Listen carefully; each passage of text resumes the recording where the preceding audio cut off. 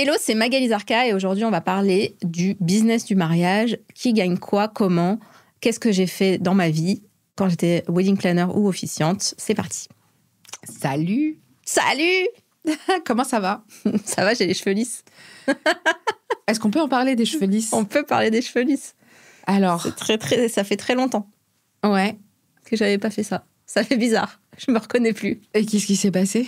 J'avais la flemme de faire les boucles et j'avais le sèche-cheveux avec la brosse là. Ouais. Et je me suis dit bah vas-y, brosse, et du coup ça fait ça. Ça Ok. fait bizarre. Ça fait très bizarre. Tu m'avais pas vue comme ça depuis 7 ans, un truc. Ah, je sais pas, ouais, j'ai l'impression de... Ouais. C'était l'époque où je t'appelais Angela Bauer, je crois. Non, non, même pas. Mais du coup, il y a pas que... C'est pas que une histoire de coiffure, cette histoire de... Parce que moi, je suis choquée, parce que je sais que tes cheveux sont un symptôme, ou en tout cas un indicateur de quelque chose de fort. Ouais. Est-ce qu'on peut savoir? Est-ce que le monde peut savoir? Qu'est-ce que tu veux dire par là? En fait, avant, tu te lissais tout le temps les cheveux. Tout le temps, tous les jours. Tous les jours. Tous les jours, je brossais pour que ça soit le plus lisse possible. Et pourquoi tu faisais ça? Pour plusieurs raisons, mais une d'entre elles, c'est que mon ex trouvait que les cheveux bouclés, ondulés, parce que j'ai jamais eu les cheveux bouclés, ça m'allait moins bien que les cheveux lisses. Et donc, en fait, je me suis programmée dans ma tête pour me dire que j'étais moche avec les cheveux lisses, avec les cheveux bouclés. Donc, je me lissais les cheveux tous les matins, pensant que les autres pensaient que j'étais mieux avec les cheveux lisses. Et puis, c'est vrai que il y a une période comme ça où, en fait, il fallait avoir les cheveux lisses. C'était hyper glamour, hyper beau. Ah ouais? Ouais. Bah, en fait, souvent, quand t'as les cheveux un peu ondulés, on te dit que t'es mal coiffée. C'est hyper grave. Tu vois? Tu sais que c'est un truc qui me rend ouf. J'ai parlé avec une nana qui s'est fait reprendre sur son afro au travail. On lui a dit, est-ce que tu peux te coiffer? C'est ses veuches, en fait. ça me rend ouf. Donc, ouais, on a cette impression que soit t'es pas coiffée, soit t'es mal coiffée, soit t'es... Donc, oui, il y a eu cette injonction sympathique de dire que Barbie était la norme. Qui met cette injonction? Je sais pas. Mais c'est vrai que les Barbies, elles sont comme ça. Elles ont les cheveux lisses, elles sont blondes. Non, il y a Barbie Hawaii, ma préf. Barbie Hawaii qui est arrivée après. Ouais. Ah oui. Ça a été... ouais. Bah, tu vois, je m'en souviens encore, j'ai 43 ans. Et j'ai jamais joué au Barbie. Donc, si Barbie Hawaii m'a marqué, c'est qu'il y avait... Elle avait quoi de particulier? Elle était Barbie, brune avec les cheveux ondulés, j'imagine. Non, elle avait les cheveux raides comme... raides, mais noirs. Noir, ouais. Et elle était mate de peau. Ouais. Donc, bon. T'es pas très mate de peau, toi? Je suis pas très mate de peau, mais t'as les cheveux noirs. Oui, mais quand je bronze, oui. Oui. Et du coup, ça changeait beaucoup de la Barbie tradie, blonde aux yeux bleus. Et Oui, et donc j'ai décidé un jour que en fait, souvent, quand je me voyais, moi, avec les cheveux ondulés, je me trouvais mieux. Mais j'imaginais que les autres me trouvaient moins bien.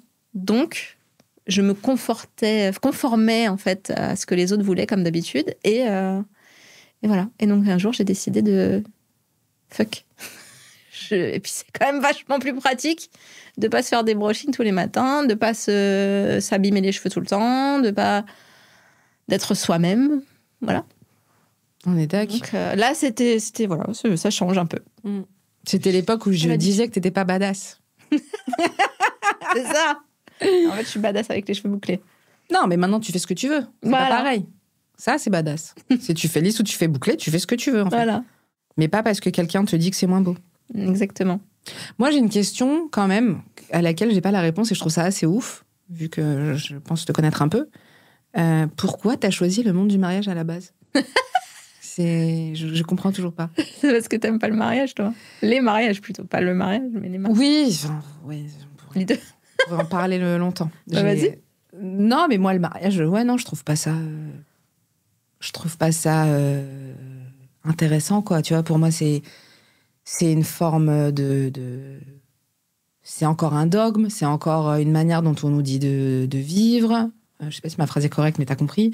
C'est encore une structure dans laquelle il faut être. Il bien sûr qu'il y a des gens qui le font Ouais, pas. Mais... pour l'héritage, tout ça. Les Ah papiers, oui, cette histoire d'héritage, de papier. Si tu le fais pas, c'est une galère. Et si tu payes, enfin, même pour les impôts, c'est une galère. Donc il y a ça. Et il y a tout le faste qu'il y a autour du mariage, où le truc, en une journée, tu claques. Et encore, c'est des petits mariages, je pense, parce que toi, à mon avis, tu as des budgets incroyables. Mais pour des gens normaux, genre des people lambda, 20 000 balles pour une journée, tu vois, moi, je trouve ça incroyable. Pour un truc, une robe que tu vas jamais remettre, de la bouffe que tu vas jeter à la poubelle parce que personne n'aura tout mangé. Enfin, voilà. Moi, tout le truc, moi, me paraît un peu ouf. C'est marrant que tu parles de la robe qu'on va jamais remettre, parce qu'on en parlait avec une de mes clientes hier, qui est créatrice de robes, justement, et qui peut avoir cette remarque. Et donc, on cherchait comment elle pouvait, justement, réutiliser la robe. Est-ce qu'elle pouvait faire les tops, alors ce qu'elle faisait déjà, hein, mais top et bas. Et le top, la mariée peut le remettre dans une journée lambda. Comment on peut créer autre chose à partir de la robe pour pouvoir réutiliser, partir sur du recyclage, tu vois. Mais j'adore. Bah oui. Mais j'adore. Donc, on réfléchissait à ça hier en coaching. Et alors, pourquoi le mariage Pourquoi j'ai choisi le mariage en 2012 ? J'ai travaillé beaucoup pour des groupes où j'étais... Alors, la première fois, toute première fois, j'ai été membre du CE. Chose que mon père était. Et il a fini sa vie en étant secrétaire du comité d'entreprise de General Electric. Et en fait, il organisait toujours les soirées de fin d'année, enfin, tu vois, les arbres de Noël pour les enfants, les voyages, etc. Et en fait, moi, je voulais pas aller dans ce truc-là parce que je voulais être moi et je voulais pas faire comme mon père. Sauf qu'un jour, mon patron, quand j'étais dans ma première boîte, vient me voir en me disant « Vous voulez pas vous présenter en tant que délégué ?» Non. Donc, il y avait délégué du personnel et membre du CE. Et donc, je voulais pas.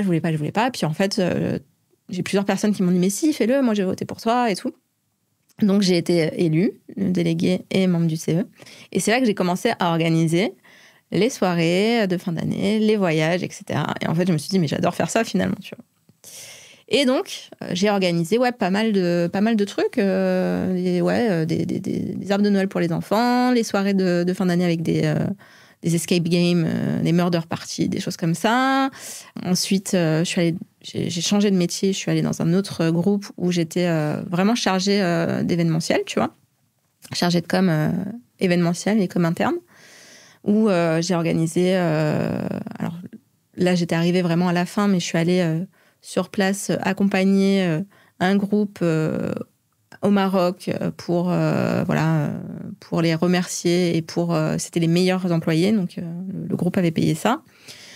Donc je les avais accompagnés, j'avais vraiment fait tout le voyage, j'ai organisé des tournois de golf dans ce truc-là. Ensuite, après, je suis allée dans un théâtre où j'ai organisé des événements dans le théâtre. Et à un moment donné, dans ce théâtre, je me suis dit, je vais pas avoir les opportunités que je pensais avoir. Donc, je me suis dit, qu'est-ce que je pourrais faire ? Et mon père est décédé à peu près au même moment. Et mon père me disait toujours, faudrait que tu sois entrepreneuse parce que si j'avais été plus jeune, on aurait monté une boîte ensemble. Et comme j'ai organisé des événements, je me suis dit, c'est vraiment quelque chose que j'aime faire. Mais j'avais fait que des événements pro. Et je me suis dit, mais qu'est-ce que je pourrais faire pour faire un truc où les gens sont toujours heureux ? Eh bien, le mariage. Le jour de leur mariage, les gens, en général, sont hyper heureux. Et tous les gens autour d'eux sont hyper heureux. Bon, après, quand t'es dans le monde du mariage, tu vois que ce n'est pas toujours vrai. Qu'il y a pendant les préparatifs, beaucoup de stress, pendant la journée, beaucoup de stress, que les parents peuvent donner du stress, que les amis peuvent donner du stress. Mais voilà, quand j'ai décidé de faire du mariage, je me suis dit ça. Je me suis dit, en fait, c'est quoi la journée où les gens sont le plus heureux dans leur vie ? Souvent, c'est soit quand ils se marient, soit quand ils ont des enfants. Après, il y a d'autres trucs, mais ça fait partie du top 3, quoi. Et c'est pour ça que je me suis lancée dans le mariage. Je suis allée me former en Bretagne, parce que j'aimais pas ce qu'on me proposait sur Paris.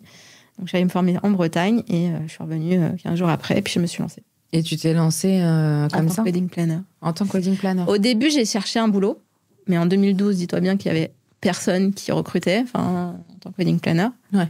C'était vraiment des petites boîtes, ou alors même si on avait des un peu plus grosses, elles recrutaient que en stage. Même j'ai essayé d'aller en stage et je trouvais pas, quoi. Donc je me suis dit, bah, allez, je vais me lancer. Honnêtement, je pensais pas être entrepreneuse un jour, quoi. Mais j'ai eu ce truc dans ma tête où mon père me disait, tu devrais être entrepreneuse. Si j'étais plus jeune, on aurait fait un truc ensemble. Et du coup, ça a été facile pour toi de te sentir légitime tout de suite ? Bon, non. Ça n'a pas du tout été facile de me sentir légitime tout de suite parce que je connaissais personne dans ce métier. C'était un métier qui vraiment n'existait pas en France. S'il y avait 15 wedding planners en France, toute la France confondue, c'était le grand max. Franchement, même 10, c'était beaucoup. Donc, oui, après, tu te sens légitime parce que tu as déjà organisé des événements, mais par contre, tu n'as jamais organisé de mariage. Donc, qu'est-ce que tu vas mettre en avant sur ton site ? À part un petit peu les événements que j'avais organisés pour les boîtes, j'ai mis ça. Mais du coup, je me suis dit, qu'est-ce que je vais faire pour pouvoir attirer les clients à moi ? Donc, j'ai créé un site. Je me suis mis en scène avec... la première photo, c'était moi avec une perceuse comme ça. C'est génial, ça. Avec un... D'ailleurs, elle va apparaître juste là, quelque part. On peut, je l'ai. Je l'ai. Et je me suis mis en scène sur toutes les pages du site avec une photo un peu drôle et un peu chiadée quand même. Et dans un univers très coloré. Alors que l'époque disait que c'était le champêtre nude le plus... qui était la norme, si tu veux. Donc, je suis partie complètement à contre-courant de ce qui existait. Tu vois ? Ouais. C'est comme ça que j'ai commencé mon site. Après, j'ai organisé une soirée de lancement où j'avais contacté les blogueuses. Il y avait beaucoup de petits blogs à l'époque. Aujourd'hui, il y en a quand même beaucoup moins. Mais il y avait beaucoup de blogs. Et en fait, j'ai contacté la plupart des blogueuses et je leur ai dit est-ce que vous voulez bien faire gagner des places pour des ateliers pour ma soirée de lancement sur votre blog ? Et c'est comme ça que je me suis fait connaître des futurs mariés. Mais voilà, après, la légitimité, ça vient avec le temps. Et même parfois, tu te reposes la question de la légitimité alors que ça fait longtemps. Le syndrome de l'imposteur revient. Mais c'est pas grave. Et l'essentiel, c'est de poser des actions. Des actions. Des actions. Des bonnes actions. Voilà, c'est pas une bonne énergie. Je vais me la mettre en boucle. T'as déjà eu peur de ne plus être crédible en quittant le terrain, en arrêtant justement d'être sur le terrain ? Ouais. En fait, j'ai arrêté l'office de cérémonie en décembre. Et il y a plusieurs fois où je m'étais dit, je vais arrêter. Mais je me suis posé la question en me disant, ouais, mais si j'ai plus les pieds dans le terrain, est-ce que je serai encore crédible ? Est-ce que je vais encore pouvoir les aider ? Mais je vois que même si l'année dernière, j'en ai fait 3, même si j'en fais 3, en vrai, les problématiques sont toujours les mêmes. Après, ça va être les tendances qui vont changer, mais ça, je peux rester à l'affût de ça. Et puis, le fait de parler avec mes clients et mes clientes, surtout, parce que j'ai pas beaucoup de clients, j'en ai pas, ça m'aide à garder le pied sur le terrain quand même, tu vois. Et je me dis que je m'empêche pas d'aller avec une de mes clientes, un de ces 4, ou avec quelqu'un que j'ai envie d'interviewer pour le podcast. Ça, c'est un truc que j'ai envie de faire depuis plusieurs années, que j'ai pas encore fait. Ah oui. De suivre quelqu'un sur la journée et de l'interviewer tout au long de la journée, tu vois. C'est un truc à faire. Mais bon, après, faut que ça soit un métier où t'es pas au taquet tout le temps, quoi, parce que... Et il y a quelque chose que j'admire énormément à propos de toi. Mais vraiment, je crois que c'est l'un des trucs les plus ouf. Déjà que tu promènes un chien qui est pas le tien tout le temps, ça montre la personne que t'es, tu vois. Mais le truc, l'un des trucs que j'admire le plus chez toi, c'est que tu dis jamais que t'as quand même fondé une agence de wedding planner, ouais. Qui est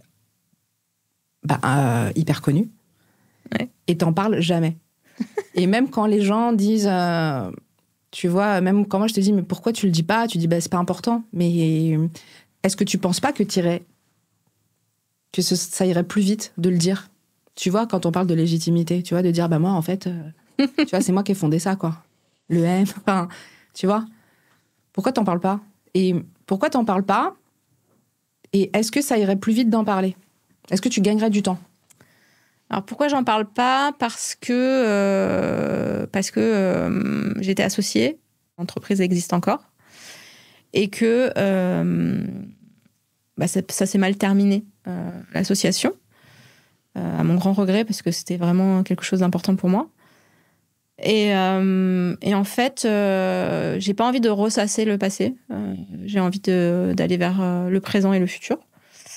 Que ça irait plus vite peut-être, mais en fait, je me rends compte que même sans savoir ça, mes clientes me disent ah ouais, quand je leur dis, elles me disent ah ouais, mais je savais pas. Mais c'est ça, mais il y a pas besoin. La grande classe, tu vois. Parce que des gens, d'autres personnes à ta place, le mettraient genre dans la bio, tu vois, de leur life, j'ai fait ça. Je crois que c'est sur mon LinkedIn. Si vous voulez chercher. Le truc à fouiller partout. Non, mais moi, je sais. J'aime bien les enquêtes comme ça, non? Ah oui, on adore les enquêtes. Non, mais c'est un truc, voilà, je voulais le dire. Je voulais le dire parce que je trouve c'était pas prévu, ça. Non, c'était pas prévu. Surprise. Mais tu m'as dit, non, mais pose-moi des vraies questions. Donc, je t'en pose des vraies questions. Voilà, donc sachez-le. Ok. Non, mais c'est important. Et je trouve ça, je vais même pas. Le but, c'est même pas que tu dises ce que c'est. De toute façon, les gens vont bien chercher s'ils ont envie. Mais c'est que je pense que n'importe qui d'autre le mentionnerait à tout bout de champ. Parce que justement, pour être une référence, tu vois, c'est facile en fait de citer ce nom-là. Et toi, tu le fais pas et je trouve ça archi classe. Voilà. Oui. Après, la société, comme je l'ai créée, comme on a continué quand après on s'est associés et celle qu'elle est aujourd'hui, c'est complètement différent. Donc, c'est pas quand je suis partie, c'était pas du tout ce que c'est aujourd'hui, même si on était déjà connus. Là, c'est une autre façon de faire que j'aurais sûrement pas fait. Donc, c'est aussi une des raisons. Oui, ça n'était plus aligné avec ce que... Enfin, ça te ressemble plus, quoi. Non, c'est pas ça. Après, il y a des choses, bien sûr, que j'aurais pas fait de la même façon, mais ça, voilà, j'ai revendu mes parts, tu vois. Même si c'était pas simple, puisque le nom était très important pour moi. Alors, le nom, est-ce que tu veux qu'on en parle? Non. Ok. Ça marche, moi je sais, tant pis. Tu l'as vécu comment, le regard des autres prestats à tes débuts? À l'époque où je me suis lancée, il y avait pas de wedding planner, donc ou peu, et quand il y en avait, ça posait problème. La plupart des prestataires au début pensaient que c'était pas utile, que c'était même une contrainte pour eux. J'ai eu une fois un photographe qui avait eu une mauvaise expérience avec une wedding planner et qui a refusé de m'adresser la parole toute la journée. Okay. C'était très, très, très intéressant puisque, en fait, moi, j'étais là pour suivre les mariés, si tu veux. Et donc, lui, il était là forcément pour suivre les mariés aussi. Et ça a été très compliqué cette journée-là. Je pense que c'était le mariage le plus difficile pour moi. Parce qu'en plus, c'était un truc... c'était les débuts, tu vois. Et la mariée l'a ressenti. Et ça a fait pleurer la mariée. Donc là, ça a été la goutte d'eau, je pense. Et ouais, il a vraiment refusé de... En plus, moi, j'étais là le matin. Je lui dis... il y a un truc qui était hyper important pour moi dans les préparatifs. Parce que dans mon propre mariage, j'ai vu des photos où il y avait des trucs qui traînaient partout. Et ça m'a rendu dingue. Et je me suis dit, plus jamais je fais un mariage où il y a des choses qui traînent pendant les préparatifs. Et donc je lui disais, attends, attendez, je crois que je l'ai vous voyez du coup. Voilà, attendez, je vais juste enlever tout ce qu'il y a dans votre champ pour que vos photos soient parfaites, quoi. Donc sympa. Voilà. Gentil. Ouais. Non, il me répondait pas, quoi. C'était un moment de solitude, laisse tomber. Et la seule fois où il a voulu me répondre à un moment donné, c'était pour me parler mal devant les invités. Donc là, je l'ai pris à part et je lui ai dit que vous vouliez pas me parler, que vous ayez une mauvaise expérience avec une wedding planner, c'est OK. Mais par contre, vous me parlez correctement devant les invités, quoi. C'est là, en fait, que la mariée a vu ce qui s'était passé. Elle me disait, mais il te parle pas, c'est bizarre, et tout ça. Je lui dis, oui, mais t'inquiète pas. Enfin, en gros, je voulais pas que ça soit une source de stress pour elle. Sauf que lui, il a fait en sorte que ça le devienne. Et figure-toi que la mariée les mariés m'avaient demandé une photo avec moi pendant leur mariage. Et il n'a jamais remis la photo. C'est quand même un délire. C'est-à-dire remis, il l'a pas dit, enfin il l'a pas... Il l'a pas donné. Comme si elle n'avait jamais existé, tu vois. Donc ouais, ce mariage-là était très très complexe. Mais après, voilà, ce que j'ai adoré, c'était avec les prestataires ou sur tous les lieux. C'est quand je venais et qu'on me disait ok, c'est ça une wedding planner, parce que nous, on avait vu des choses qui étaient pas cool. Et en fait, avec vous, c'est tellement plus simple de travailler. On n'a plus grand-chose à faire. En gros, on sait beaucoup plus... Enfin, ou au moins, on est sur notre zone de génie, finalement, et on n'a pas à gérer les petits détails. Bah, c'est le but, non? Oui, mais c'était pas... voilà, à l'époque, ça n'existait pas, ce métier-là. Donc, du coup, ils avaient des a priori négatifs. Et après, quand ils repartaient avec les a priori positifs, après avoir travaillé avec moi, c'était ma petite victoire. C'est quoi pour toi la vraie puissance intérieure d'une entrepreneuse? Le passage à l'action. La puissance intérieure d'une entrepreneuse, ça va être le passage à l'action, la prise de décision, la bonne prise de décision rapide, pas tergiverser pendant des années, tu vois. Ce que je vois souvent, c'est que dans mes clientes ou dans les femmes que j'ai rencontrées qui sont entrepreneuses, elles me disent « Un jour, je vais sortir un podcast. Un jour, je vais sortir une formation. » Ou alors, au mois de septembre, alors qu'on est en avril. Et je leur dis « Mais pourquoi, en fait? Pourquoi dans 5 mois, sors-la maintenant, en fait? Parce que de toute façon, ça ne sera pas parfait. Donc, sors-la maintenant et itère, améliore au fur et à mesure. » C'est ce que je disais là, une de mes clientes qui est venue en journée VIP avec moi lundi. C'était là, il s'est passé un truc quand on a organisé quand on a commencé à enregistrer le podcast. J'ai abordé un sujet qu'elle ne voulait pas aborder. Et je me suis dit, mince, dans mon questionnaire pour cette journée-là, je ne pose pas cette question. Est-ce qu'il y a des sujets que vous ne voulez pas aborder pendant l'épisode de podcast? Et donc là, si j'avais pas vécu cette expérience avec elle, eh bien, je n'aurais pas pu améliorer mon expérience client parce que je n'avais pas pensé à cette éventualité-là, tu vois. Donc, c'est en faisant que tu te rends compte des choses. Si tu as 70% du truc qui est déjà fait, lance-le.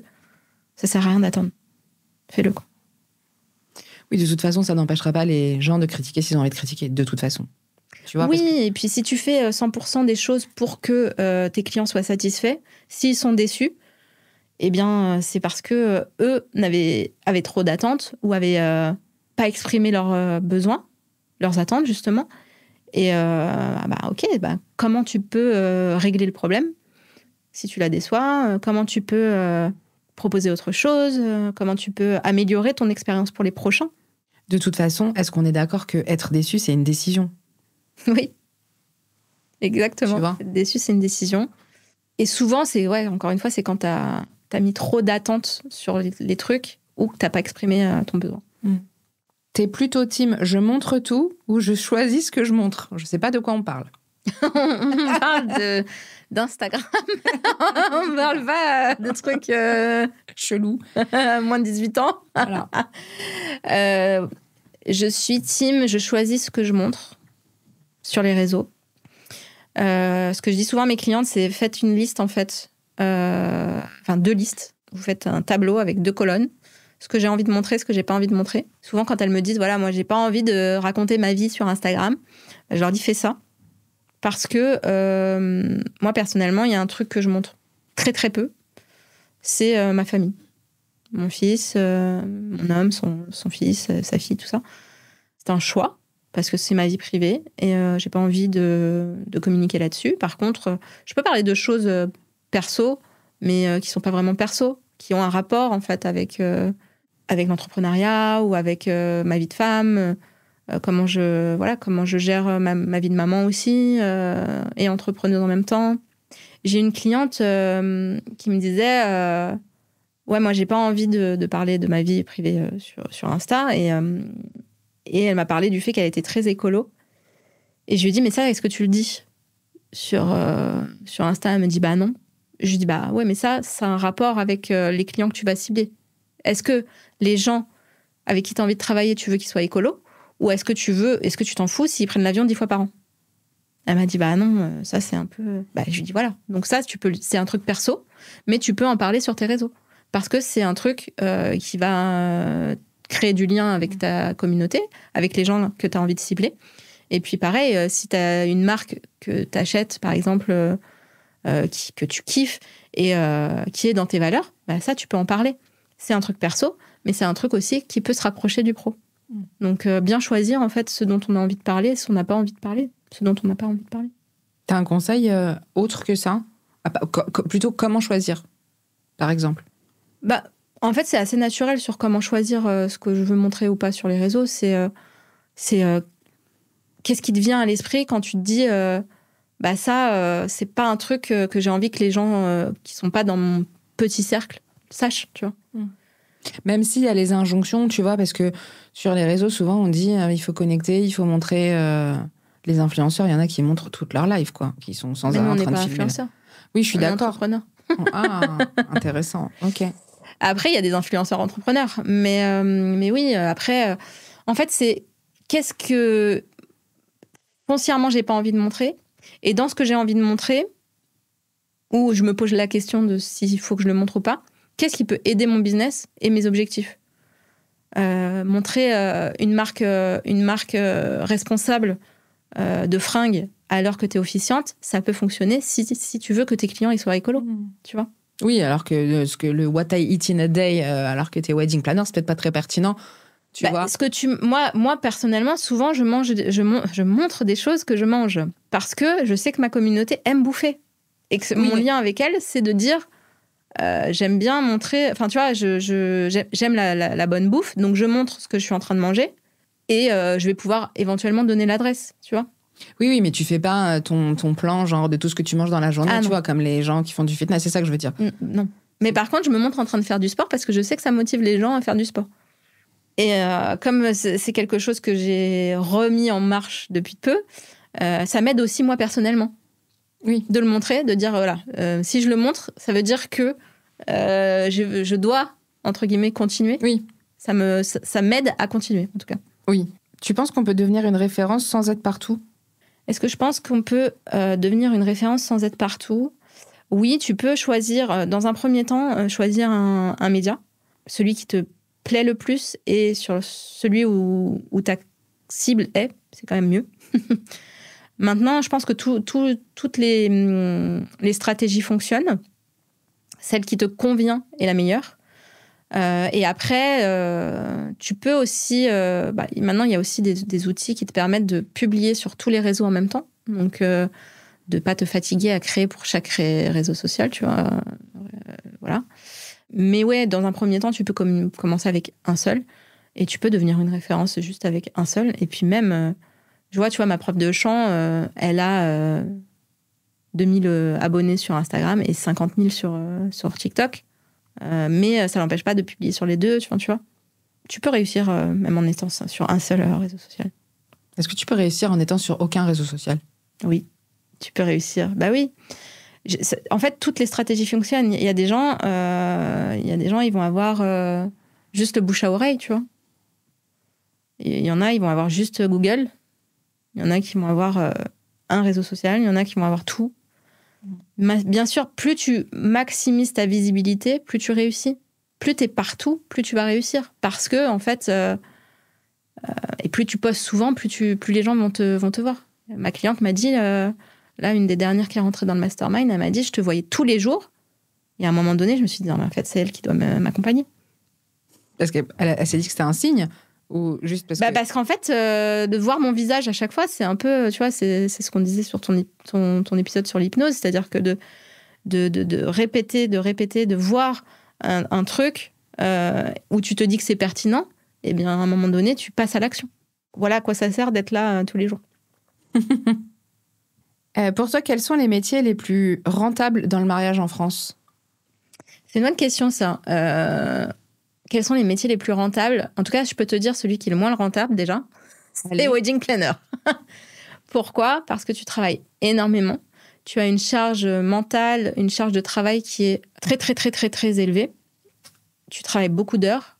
Et si tu dois ramener ce chiffre à un taux horaire, c'est peanuts.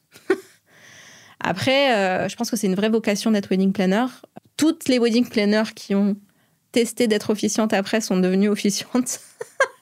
Et souvent, elles ont lâché la partie wedding planner. Tu vois. Je pense que c'est une vraie vocation et que c'est pas un métier qui est assez reconnu parce que on s'en prend plein la tronche en fait en tant que wedding planner. S'il y a un truc qui merde, c'est toi. Les proches relous, c'est toi. Les prestataires qui râlent, c'est toi. Les futurs mariés qui râlent, c'est toi. Enfin, pas assez reconnu ce métier. C'est quoi le pire truc qui te soit arrivé en tant que wedding planner? À part le photographe. Je crois que c'est ça. Mais. Les trucs où tu manges pas? Ah oui, bah ça, ouais, quand j'étais wedding planner, ça m'est arrivé souvent de pas manger de la journée, ouais. Parce que aussi, au moment du repas, moi, en fait, j'avais besoin d'aller vérifier que tout allait bien pour les futurs mariés et pour leurs invités. En fait, je faisais le tour des tables pour savoir s'il ne manquait pas une fourchette, une bouteille d'eau, un truc. Mon but, c'était de chouchouter et les prestataires et les futurs mariés et les invités. Donc, j'allais voir tout le monde et oui, je mangeais pas. Moi, j'imagine même pas la charge mentale, quoi. J'ai déjà du mal avec la maison. C'est ça. Et après, dans les métiers les plus rentables, j'ai envie de dire... Après, ça dépend du nombre de rendez-vous qu'ils font, etc. Mais c'est vrai que les lieux, les domaines, tu vois, c'est quand même ce qu'on paye le plus cher, finalement. Après, il y a le nombre de rendez-vous, l'entretien, etc. à payer.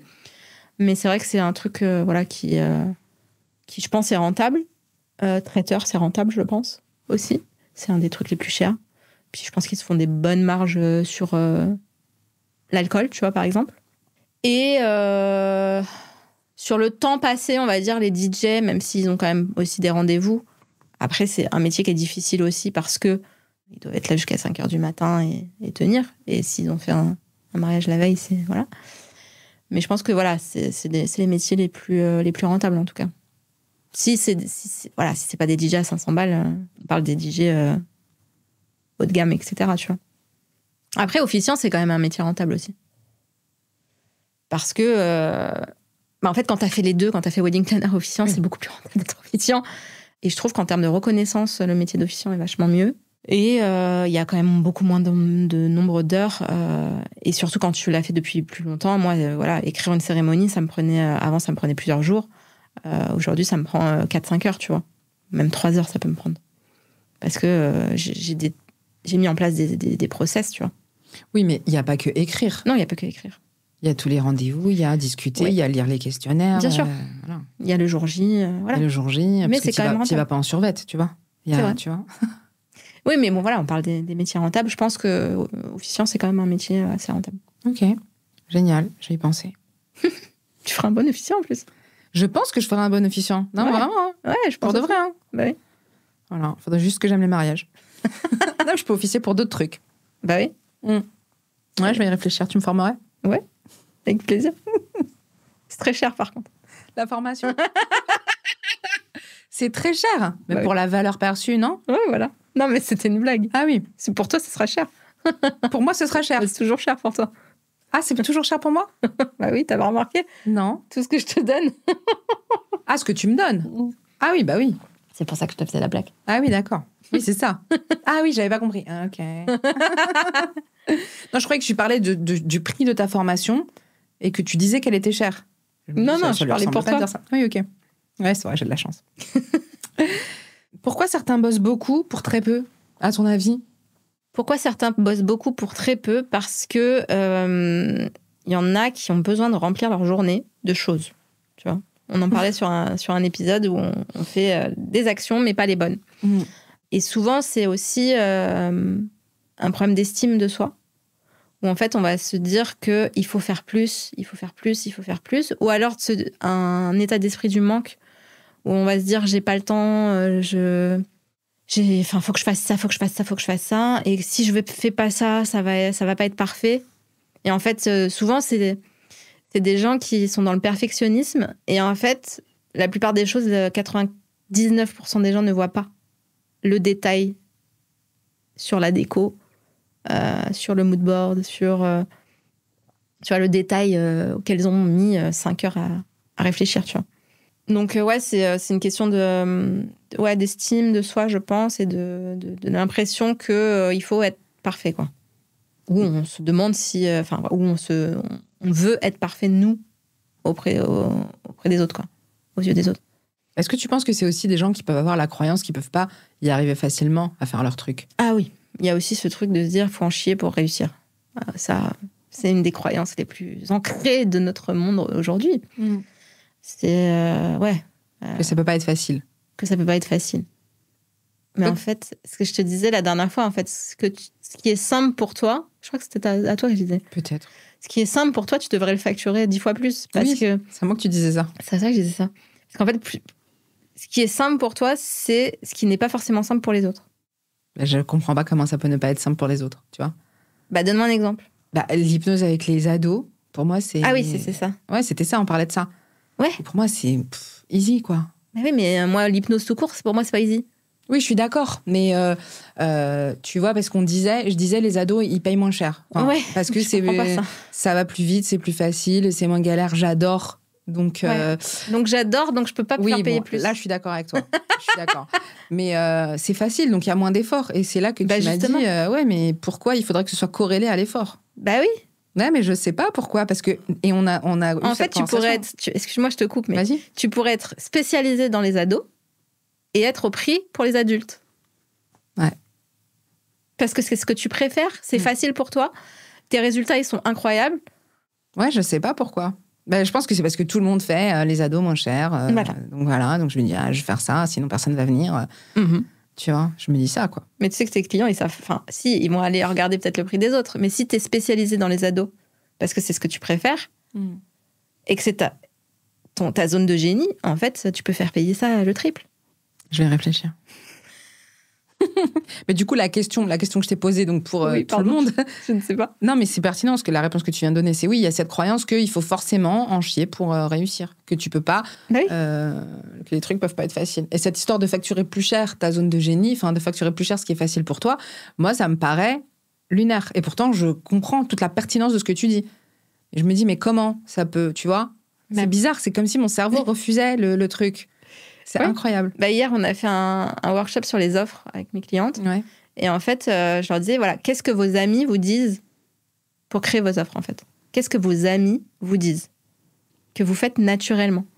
J'en ai une qui me dit, moi, j'envoie des messages souvent à mes copines pour les dire que je les aime. Voilà, je le fais naturellement et plusieurs fois par an, quoi. Et je lui dis, mais rajoute ça pour tes clients. Qu'est-ce que j'aime chez toi et qu'est-ce que j'aime chez toi? Par exemple, c'est des futurs mariés. Qu'est-ce que t'aimes chez la mariée? Qu'est-ce que t'aimes chez le marié? Et ça leur fait trop plaisir, en fait. Et ça coûte 0 dans ton expérience client. Et c'est un truc que tu fais naturellement, donc rajoute-le, en fait. Pourquoi tu ne le fais pas dans ton métier alors que tu le fais naturellement dans ta vraie vie, tu vois? Ah oui, mais tu parles de le faire pour améliorer l'expérience client, mais pas de vendre ça. Genre, moi, j'envoie des messages où je vous dis ce que je pense de vous. Ah non. Oui, ok. Oui, c'est pour améliorer l'expérience client, mais ça aide aussi à augmenter ton prix. Parce que tu fais des choses où tu vois, c'est comment rajouter aussi des cadeaux qui te coûtent pas cher. Tu vois, ça peut être une petite carte, un chocolat, au moment où ils signent, au moment où l'expérience est terminée, mais que tu veux quand même qu'ils gardent un bon souvenir de toi. Ou souvent, là où on merde un peu, c'est au milieu de l'expérience. C'est-à-dire que là, ils ont signé, donc c'est bon. Le mariage, il est terminé, donc c'est bon. Mais au milieu, il se passe pas grand-chose. Donc, on peut rajouter un petit truc aussi, tu vois, un petit chocolat, des savons. J'en ai une là, qui va offrir son mari, il fait du sel. Donc, elle va offrir du sel de Guérande à ses futurs mariés. Enfin, tu vois. Extrêmement bon pour la santé, le sel. Hein. Je le dis quand même. Hein. Sauf il y en a un qui sera pas malade. Pardon. Pardon, on coupera ça. Pourquoi? Je sais pas. Non, le sel, très bon pour la santé. Mais le sel brut, pas raffiné. Voilà. Je fais ma propagande parce que je traîne avec des naturopathes. Sauf si t'as de l'hypertension, c'est moins bon. Ok. Sauf si vous avez de toute façon avis médical, tout le tralala. 5 fruits et légumes. 5 fruits et légumes, manger, bouger. C'est une pub. Voilà, exactement. C'est le moment pub. Celle de Guérande. Attends. On a une égérie à vous proposer si vous voulez. La Barbie? Non, pas du tout. Barbie Guérande? Non. Ça n'existe pas. Non. Je parlais à quelqu'un qui est un très grand consommateur, très grand fan. Je vois de qui tu parles. Faudra vraiment couper. Non. On coupe rien. Je sais plus où j'en suis. Ok, donc les gens qui bossent beaucoup pour très peu, pour toi, c'est manque d'estime de soi. Les gens qui veulent absolument remplir leur journée de trucs pour procrastiner de manière active. Ou ceux qui pensent qu'ils sont pas assez. Ou ceux qui pensent qu'ils sont pas assez. Je suis d'accord. Qu'est-ce que tu as appris de tes erreurs de pricing ou de positionnement, justement ? Qu'est-ce que j'ai appris de mes erreurs de pricing ou de positionnement ? C'est que c'est pas quand on est moins cher qu'on vend plus. Je laisse un petit blanc. C'est vrai que, en fait, quand tu te dis que tu vas vendre plus parce que c'est pas cher, ça peut être le cas, mais c'est pas forcément les meilleurs clients, déjà. Et ça renvoie pas forcément une bonne image, en fait, quand t'es pas cher. Je sais pas, quand tu vas dans un supermarché, tout ce qui est pas cher, c'est ce qui est discount, c'est ce qui est pas forcément le meilleur pour la santé, etc. Et c'est la même chose avec tes tarifs en tant que prestataire, en tant que hypno, en tant que wedding planner, ce que tu veux. Si t'es pas cher, ça renvoie une image de low cost, quoi. Donc je pense que c'est un truc que j'ai fait dans tout, en fait, surtout quand je me suis lancée, de pas me mettre cher parce qu'il fallait commencer par un prix déjà, et puis aussi se sentir légitime de donner ce prix-là. Mais en vrai, je vois bien que c'est pas le prix qui change le fait que une personne te choisit ou pas. C'est ta personnalité, c'est ta façon, ta posture, en fait. La façon dont tu vas présenter ton offre, la façon dont tu vas la mettre en avant, et comment ils vont comprendre la valeur des clients, tu vois. Qu'est-ce que ça va apporter, qu'est-ce que ça va leur apporter, la transformation qu'ils vont vivre. Et c'est ça qui compte le plus que le prix, en fait. Est-ce que tu connais justement des gens qui ont augmenté leur prix et qui ont vendu plus que quand ils étaient moins chers ? Moi, déjà. Donc oui, je connais des gens qui ont augmenté leur prix et qui ont vendu plus. La plupart de mes clientes, en fait. C'est pas forcément plus, mais mieux, on va dire, en tout cas. Il y a plus, mais il y a aussi mieux. On change de clientèle, on change de... Souvent, quand on n'est pas cher, on va avoir des clients relous qui vont négocier tout, qui vont pas avoir la valeur de ton offre, en fait. Donc, qui vont être chiants. Souvent, ceux qui payent plus cher, soit ils sont moins chiants, ils peuvent être exigeants, mais ils savent que toi aussi, tu l'es. Donc, vous êtes sur la même longueur d'onde, tu vois. Oui, c'est vrai, dans mon métier, par exemple, où les gens qui payent moins cher, ils sont moins motivés. Enfin, je pense que c'est vrai aussi pour tout ce qui est coaching. Ils sont moins à fond. C'est vrai pour tout, en fait. Il y a moins d'enjeux, en fait. Ouais. Il y a moins d'enjeux. Ouais. C'est pas cher, on verra, on s'en fout. Tu vois, là, moi, j'ai des masterclass qui sont pas chères parce que j'ai envie d'ouvrir à tout le monde. Et puis aussi, mon but, c'est aussi de présenter mes offres plus chères. On va pas se mentir, tu vois, en faisant ça. Il y a des gens qui viennent pas. Parce que c'est pas cher. Alors que toutes celles qui sont dans mon mastermind, t'inquiète pas qu'elles ne loupent pas un seul des appels. Bah oui. Elles sont beaucoup plus engagées. Oui, mais c'est sûr. Oui, c'est sûr. Aujourd'hui, tu leur dis quoi à celles qui ont peur d'augmenter leur prix, alors ? Qu'est-ce que je dis aux femmes qui ont peur d'augmenter leur prix ? Augmente tes prix. C'est ce que je leur dis. Passe à l'action, augmente tes prix. Non, mais il y en a une dans le mastermind... Alors, elle était contente hier parce qu'on l'a dit à quelqu'un d'autre. Mais à chaque fois que... Je fais de la PNL avec elle. À chaque fois qu'on l'a en live, on lui dit augmente tes prix. Augmente tes prix. Augmente tes prix. Elle les a déjà augmentés, mais encore. Quand ça fait 10 ans que t'es dans le métier, tu peux pas être à 1 500 €, moins de 1 500 €. Tu vois, quand ça fait 10 ans que tes clients ils sont tous contents, augmente tes prix, en fait. Donc, qu'est-ce que je leur dis Augmente tes prix. Augmente tes prix, ose. Ose et assume-le. Sois fier de ce prix-là. Parce qu'en fait, tu vois ce que me disait Margot la dernière fois dans un épisode, c'est que en fait, les gens trop intelligents ou intelligents vont se poser 1000 questions sur le prix de leur offre et ce qu'elle délivre. Alors que y a un mec, elle disait, il y a un mec qui a sorti un e-book sur les menstruations. Ok. et qui est hyper fier de vendre ça. Et c'est de la merde son truc, tu vois. Ok. C'est ce que m'a raconté Margot. Hein. Oui, je reconnais bien son phrasé. Et en fait, nous, on se pose la question de si on est légitime à faire des trucs, alors que lui, c'est un mec qui vend un truc pour les femmes. Mais du coup, il le vend combien? Je sais pas, mais il s'en fout en fait. Il est fier, il le vend et ça marche. Ouais. Il se pose pas de questions. Il se te demande pas s'il est légitime à parler des règles, alors que c'est un homme, tu vois. Ouais, c'est incroyable. Il y a un mec, peut-être qu'on parle du même. Hein. Peut-être qu'on parle du même. Il y a un mec comme ça qui dit ouais, la pilule, c'est que 0,4% de risque de je sais pas quoi. Le mec est un mec. Pas d'utérus, pas d'avis sur ça, en fait. Tu vois. T'as pas d'avis sur la pilule, c'est que, tu vois, c'est pas très risqué, mec. Ah, c'est peut-être lui. Hein. Peut-être. N'achetez pas son livre. Ah, maintenant, n'achetez pas, c'est acheter. Bon, bref. Bah oui.